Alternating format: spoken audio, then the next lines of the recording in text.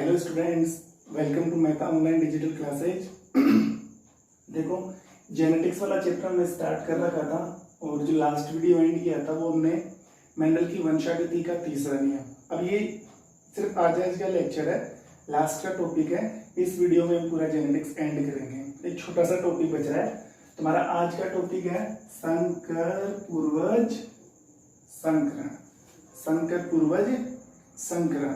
अब देखो, संकर पूर्व संकरण किसे कहते हैं? बिल्कुल इजी है, छोटा सा टॉपिक है। संकर पूर्व संकरण उसे कहते हैं कि जो F1 पीढ़ी में हमें जो संकर पौधे प्राप्त हुए थे, हमने पढ़ा प्रवक्ता का नियम, उसमें F1 पीढ़ी के अंदर जो संकर पौधे हमें प्राप्त हुए थे, अगर उनका क्रॉस प्रभावी या अप्रभावी जनकों के साथ करवाया जाता है तो इस क्रिया को बोला जाता है संकर पूर्व संकरण या बैक क्रॉस। क्या बोला मैं ये बोल रहा हूं कि अगर F1 पीढ़ी में आपको क्या मिला था, F1 पीढ़ी के अंदर हमें कैपिटल टी स्मॉल टी, यही थी F1 पीढ़ी। अगर इसका क्रॉस आप प्रभावी जनक, प्रभावी क्या होता है? कैपिटल टी कैपिटल, प्रभावी है कि नहीं है? अगर इनका क्रॉस किससे करवा रहे हो? प्रभावी के साथ। या फिर इनका क्रॉस आप किसके साथ करवाते हो? अप्रभावी के साथ। किसके साथ? अप्रभावी के साथ। देखो, जो F1 पीढ़ी है, ये विषम युग्मजीय लंबे संकर जो पौधे हैं, इनका क्रॉस अगर आप प्रभावी जनकों के साथ करवाते हैं तो भी संकर पूर्व संकरण, और अगर अप्रभावी के साथ करवाते हैं तो भी संकर पूर्वज संकरण। लेकिन दोनों को एक साथ तो नहीं बोल सकते ना, इसीलिए फिर क्या किया, जो बैक क्रॉस है उसको दो क्लासिफाई या दो क्लासिफिकेशन में कैटेगराइज किया गया, उनको बांटा गया। तो हमने क्या किया, जो बैक क्रॉस है उसको कितने पार्ट में डिवाइड कर दिया? दो पार्ट में डिवाइड कर दिया। अब दो पार्ट कौन से हैं? पहला पार्ट तो है एक तो है आउट क्रॉस और एक है टेस्ट क्रॉस। एक तो है आउट क्रॉस मतलब बाह्य संकरण, एक तो बाह्य संकरण आउट क्रॉस, आउट क्रॉस, और जो दूसरा है बाह्य संकरण, और एक है परीक्षण संकरण, परीक्षण संकरण, इसे हम बोलते हैं टेस्ट क्रॉस। इसे क्या बोलते हैं? Test cross. अब देखो, बाह्य संकरण किसे कहते हैं? बिल्कुल इजी है, ध्यान समझना। बाह्य संकरण उसे कहते हैं अगर F1 पीढ़ी का क्रॉस किससे हो? प्रभावी जनक के साथ। देखो, बिल्कुल इजी है। F1 पीढ़ी का क्रॉस किसके साथ? प्रभावी जनक के साथ। ठीक है। परीक्षण संकरण किसे कहोगे? अगर F1 पीढ़ी का संकरण किससे करवा दे? बचा कौन? अप्रभावी तो बचा, अप्रभावी जनक के साथ। अगर F1 पीढ़ी का संकरण किसके करवा रहे हो? डोमिनेंट पेरेंट से, प्रभावी जनक के साथ, तो उसे तो बोलोगे आउट क्रॉस। और अगर F1 पीढ़ी का संकरण किससे करवा रहे हो? अप्रभावी जनक के साथ, तो उसे क्या बोलेंगे? परीक्षण संकरण। तो इसका मोटा मोटा मतलब तो समझ में आ गया कि परीक्षण संकरण और बाह्य संकरण क्या चीज है, दोनों किसके पार्ट है? संकर पूर्व संकरण। अब हम वन बाय वन पढ़ेंगे डिटेल्स, मतलब मैंने समझा दिया। पढ़ना यह है कि अगर F1 पीढ़ी का क्रॉस आप प्रभावी जनक के साथ करवाते हो तो हमें रिजल्ट क्या मिलते हैं? जीनोटाइप और फिनोटाइप क्या मिलेंगे? लक्षण प्रारूप क्या आएगा और एक जीनी प्रारूप क्या आएगा? ठीक है। तो हमें क्या करना है? वन बाय वन इनको पढ़ना है। तो सबसे पहले पढ़ेंगे बाह्य संकरण और फिर उसके बाद में पढ़ेंगे परीक्षण संकरण। ठीक है। तो सबसे पहले देखो, नंबर 1 बाह्य संकरण, आउट क्रॉस। ओके, ठीक है। पता है आपको F1 पीढ़ी का क्रॉस किसके साथ करवाना है? प्रभावी जनक के साथ। ठीक है। तो देखो, कैपिटल टी स्मॉल टी, ये F1 पीढ़ी है, इसका क्रॉस करवाना है किसके साथ? प्रभावी जनक।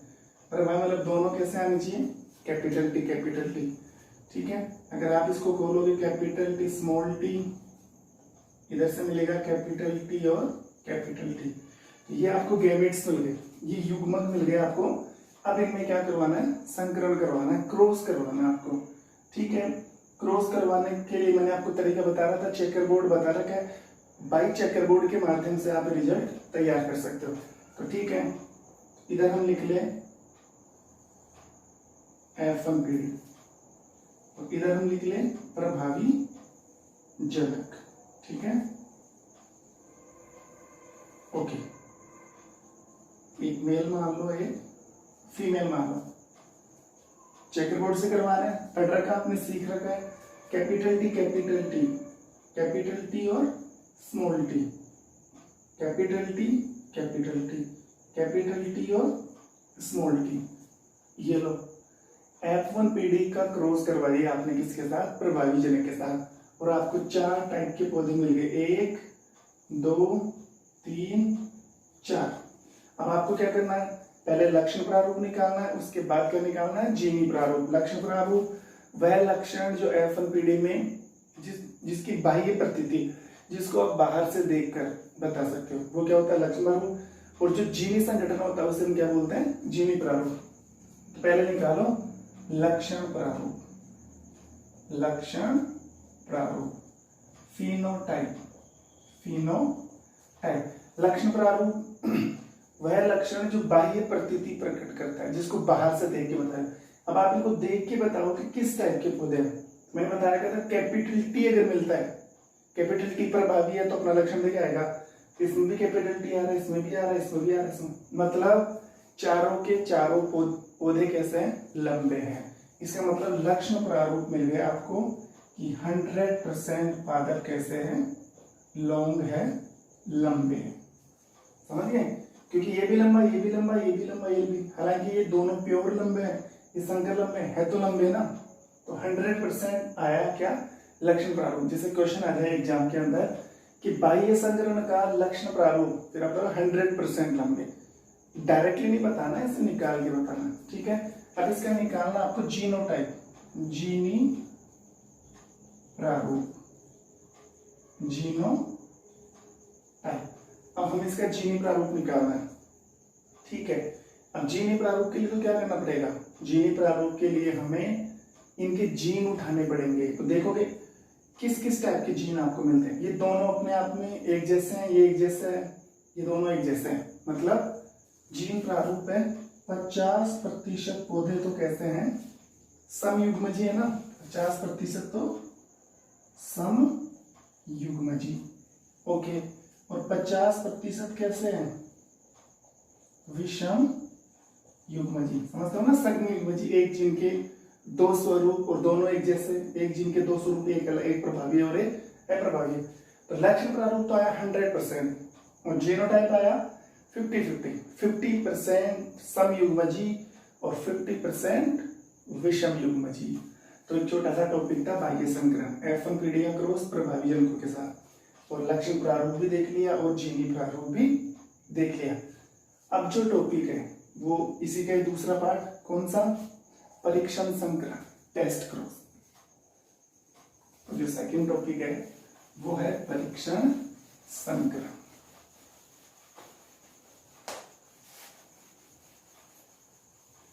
देखो नंबर 2,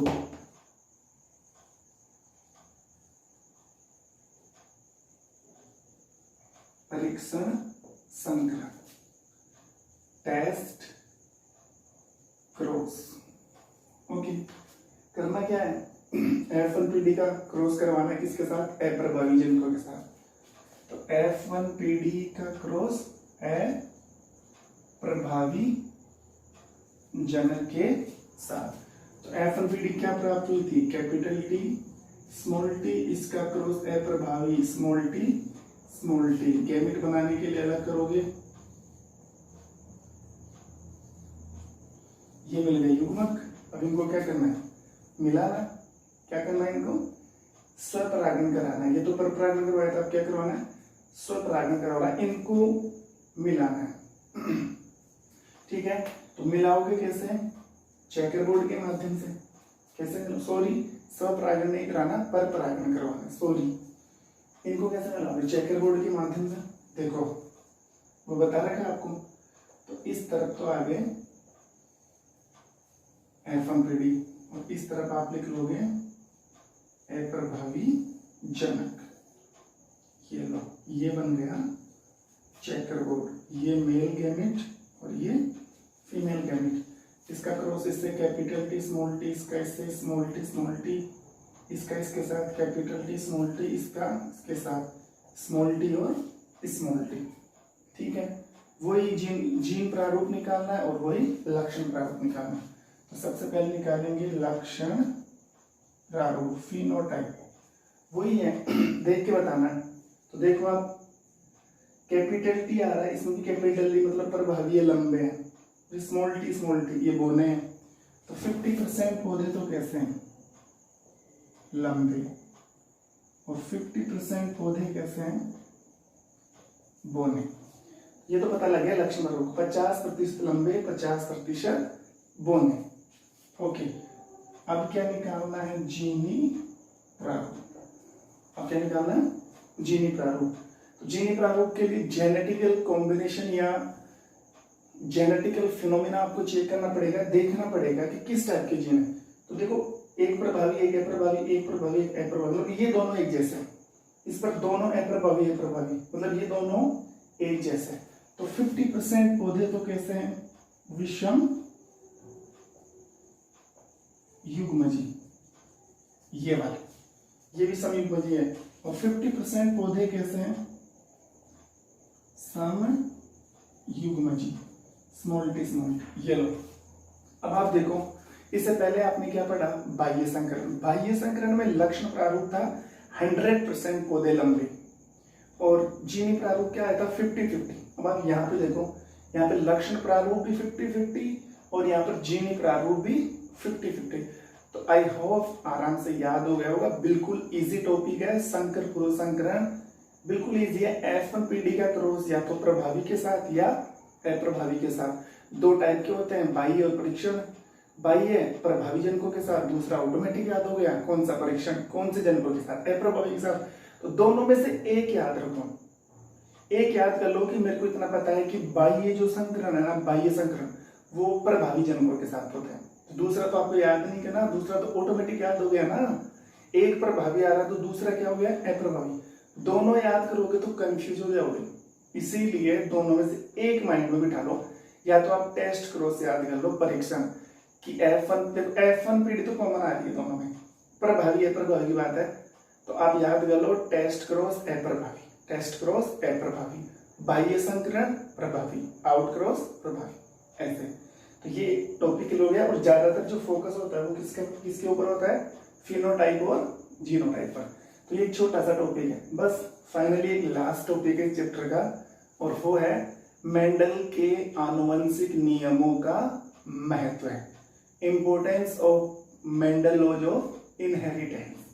छोटा सा टॉपिक है, 6-7 पॉइंट है, पूछा जाता है एग्जाम में, तो वो भी पढ़ लेते हैं। तो हमारा नेक्स्ट टॉपिक है मेंडल के वंशागति नियमों के महत्व।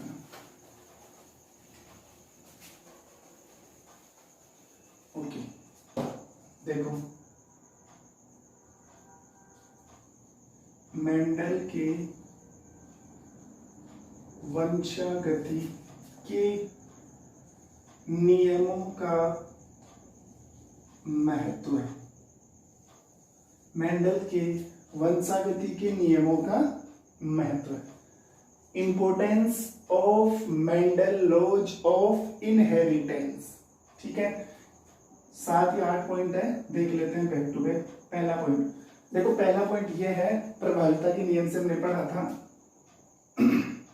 फर्स्ट नियम की बात करूंगा मैं, प्रभाविता का नियम। You know very well the first law dominance of, पहला लॉ आपने पढ़ रखा है, लॉज ऑफ डोमिनेंस, मेंडल का प्रभाविता का नियम। तो इस नियम में हमने जाना था कि F1PD में जो अपने आप को एक्सप्रेस करता है, जो F1PD अपना लक्षण दिखाता है, वैसा ही क्या बन जाता है, पौधा। तो हमने ये जाना था कि F1PD में प्रभावी जीन अपने क्या दिखाते हैं, लक्षण दिखाते हैं, और प्रभावी जीन लक्षण दिखाएगा और वैसा ही क्या बन जाएगा, पादप। मतलब प्रभावी जीन अपना लक्षण दिखाएगा ही दिखाएगा। तो इसी नियम की अगर हम बात करें कि जो अप्रभावी जीन है, वो मैं आपको बता दूं, अप्रभावी जीन अपना लक्षण नहीं दिखाते हैं, और ये भी तय है कि मानव में बहुत सारे ऐसे अप्रभावी जीन पाए जाते हैं जो लेथल जीन होते हैं। लेथल का मतलब घातक जीन है। वो किस टाइप के जीन होते हैं? घातक जीन। तो ये जो पहला पॉइंट है ना, इसका मतलब ये है कि जो जीन प्रभावी होगा वो ही अपना लक्षण दिखाएगा। अप्रभावी जीन प्रभावी जीनों के नीचे दबा रहता है। अप्रभावी जीन कभी भी अपना लक्षण अप्रभावी जीन कभी भी अपने आप को एक्सप्रेस नहीं करेगा, या अप्रभावी जीन कभी भी अपना लक्षण नहीं दिखा सकता। तो कहने की बात यह है कि जो अप्रभावी जीन है वो घातक जीन होते हैं। अगर आप सोचो, अगर अप्रभावी जीन प्रभावी हो जाए, हमारी बॉडी में बहुत सारे ऐसे जीन हैं जो बहुत लेथन जीन है, डेंजरस जीन है, लेकिन वो डोमिनेंट नहीं है, वो रेसेसिव है, वो दबे हुए हैं प्रभावी जीनों के आगे। अगर वो अचानक से प्रभावी हो जाए तो ये श्योर है हम राक्षस का रूप ले लें। सच में हम राक्षस का रूप ले लें, क्योंकि वो जीन ही घातक जीन है, लेकिन वो अपना प्रभाव नहीं दिखा सकते क्योंकि वो किस कैटेगरी में आते हैं? वो रेसेसिव होते हैं, वो अप्रभावी होते हैं, वो प्रभावी के आगे कुछ नहीं कर पाते। ये पहला पॉइंट है, ठीक है। दूसरा पॉइंट महत्व में मैं बात करूंगा पृथक्करण के नियम की। पृथक्करण का नियम आपने पढ़ा था कि अगर आपको F2 जनरेशन चाहिए तो जो F1PD मिली उसमें जो युग्म विकल्पी है वो क्या हो जाता है? सेपरेट हो जाता है, पृथक हो जाता है। तो पृथक्करण के नियम से ही सर्वप्रथम जीन की पुष्टि हुई थी। जीन की पुष्टि हुई थी। जीन की पुष्टि से मतलब है अगर हमने जीन को जाना था तो पृथक्करण के नियम से जीन का कंसेप्ट क्लियर हुआ था। किसके बाद में? द लॉज ऑफ सेग्रीगेशन, पृथक्करण के नियम के बाद में। वो ऐसे हुआ था कि जो युग्म विकल्पी है वो पृथक होगा, एक जीन दूसरी तरफ चला जाएगा, एक जीन दूसरी तरफ चला जाएगा। जब मियोसिस डिवीजन होगा, असूत्री विभाजन होगा, तो वो पृथक हो जाते हैं, तो जीन अलग अलग हो जाते हैं। तो वहां से बहुत सारी जानकारी जीन की निकल कर आई थी। मतलब जीन का जो कंप्लीट कंसेप्ट क्लियर हुआ था वो लॉज ऑफ सेग्रीगेशन वाले नियम से हुआ था। तो द्वितीय नियम है मेंडल का, वो जीन की पुष्टि करता है, जीन का कॉन्सेप्ट क्लियर करता है। तीसरा पॉइंट भी इसी नियम पर आधारित है। देखो, पृथक्करण के नियम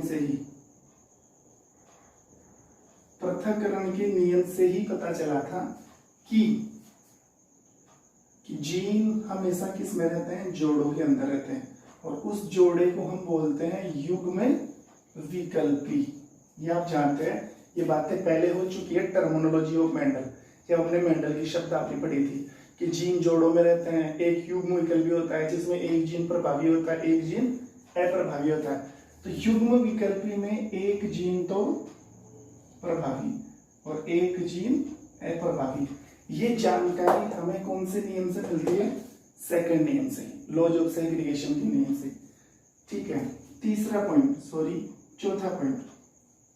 चौथा पॉइंट ये है कि मेंडल के नियमों में हमें जो F1 पीढ़ी मिली थी, वो एक संकर पीढ़ी थी। वो कैसी थी? संकर पीढ़ी। वो प्योर नहीं थी, मतलब दोनों जीन अलग अलग थे, प्रभाविता और अप्रभाविता। तो मेंडल के नियमों पर आधारित जो F1 पीढ़ी है उसमें हमें बहुत सारी चीजों की जानकारी होती है, मतलब बहुत सारे कंसेप्ट क्लियर होते हैं, बहुत सारी चीजों का हम वहां पर क्या कर सकते हैं? स्टडी कर सकते हैं, अध्ययन कर सकते हैं, ठीक है। नंबर 5, मेंडल के नियमों से अधिक उत्पादन वाले और रोग प्रतिरोधक क्षमता वाले बीज तैयार किए जा सकते हैं। अधिक उत्पादन वाले और रोग प्रतिरोधक बीज क्या किए जा सकते हैं? तैयार किए जा सकते हैं, प्रिपेयर किया जा सकता है, ठीक है। 1 2 3 4 और कितने नियम हो गए? 5 नियम हो गए। अब देखो, मेंडल के नियमों से जब लेबोरेटरी के अंदर बीज तैयार किए जाते हैं तो उन बीजों के अंदर हानिकारक लक्षणों को हटाया जा सकता है और उपयोगी लक्षणों को एंटर किया जा सकता है। तो 6वां पॉइंट यही है कि मेंडल के नियमों से बीजों के अंदर प्रभावी लक्षणों को उपयोगी लक्षणों को प्रवेश करवाया जाता है तथा अनुपयोगी लक्षणों को क्या किया जाता है, रिमूव किया जाता है, हटाया जाता है। ये लो फाइनली लास्ट पॉइंट है वो ये है कि देखो मानव सुधार के लिए बायोलॉजी की एक ब्रांच चलती है सूझजनिकी। एक जीव विज्ञान की एक ब्रांच है जिसका नाम है सूझजनिकी। अभी जो ब्रांच है इसका यूज किया जाता है मानव कल्याण के लिए। ठीक है, मानव कल्याण के लिए एक्सपेरिमेंट होता है कि मानव के अंदर जितनी भी बीमारियां पैदा होती है उनके लिए वैक्सीन कैसे तैयार की जा सकती है, मानव की बॉडी को वेदर के अनुसार या मौसम के अनुसार कैसे ढाला जा सकता है, कौन सी बीमारी के लिए कौन सी दवा काम आएगी, ये सब इस ब्रांच में पढ़ते हैं। ये मानव कल्याण के लिए है, ये ह्यूमन के लिए यूजफुल है। और ये जो ब्रांच है सूझजनिकी वो केवल और केवल मेंडल के नियमों पर बेस्ड है, आधारित है। ये very important question students, 6-7 point है, देखो याद करवाता हूँ। करना क्या है, पहला नियम प्रभाविता के लिए याद रखने हैं, 2 पॉइंट पृथक्करण के लिए याद रखना है। पहला पॉइंट प्रभाविता के नियम कि जो F1 पीढ़ी में प्रभावी होगा अपना लक्षण दिखाएगा घात, और जो अप्रभावी होता है वो घातक जीन होते हैं, वो प्रभावी जीन के आगे दबे रहते हैं। और ये जरूर याद रखना, अप्रभावी जीन कैसे होते हैं, घातक। दूसरा पृथक्करण के नियम से याद रखना दोनों कि जीन की पुष्टि हुई और पृथक्करण के नियम से युग्म विकल्पी का पता चला जिसमें एक जीन प्रभावी होता है एक जीन अप्रभावी होता है। 3 पॉइंट याद हो गए। चौथा F1 पीढ़ी संकर पीढ़ी होती है जिसमें बहुत सारी चीजों का अध्ययन करता है। 5वां मेंडल के नियमों से अधिक उत्पादन वाली और रोग प्रतिरोधक क्षमता वाली बीज तैयार की जा सकते हैं। 6वां पॉइंट भी इसी के ऊपर। और 6वां पॉइंट क्या है कि बीज बनाते वक्त या जब बीज तैयार किया जाता है तो उसमें उपयोगी लक्षण डाले जा सकते हैं, और जो हार्मफुल होते हैं अनुपयोगी लक्षणों को क्या किया जा सकता है, हटाया जा सकता है। और फाइनली लास्ट पॉइंट ये है कि मानव कल्याण के लिए बायोलॉजी की जो ब्रांच है यूजेनेसिस सूझजनिकी वो भी मेंडल की वंशागति के नियमों पर आधारित है। ये लो, that's end of your chapter. अब आपके जेनेटिक्स वाला चैप्टर है वो एंड हो चुका है। ठीक है, तो आप वीडियो को ढंग से वॉच करना और नोट्स प्रिपेयर करो।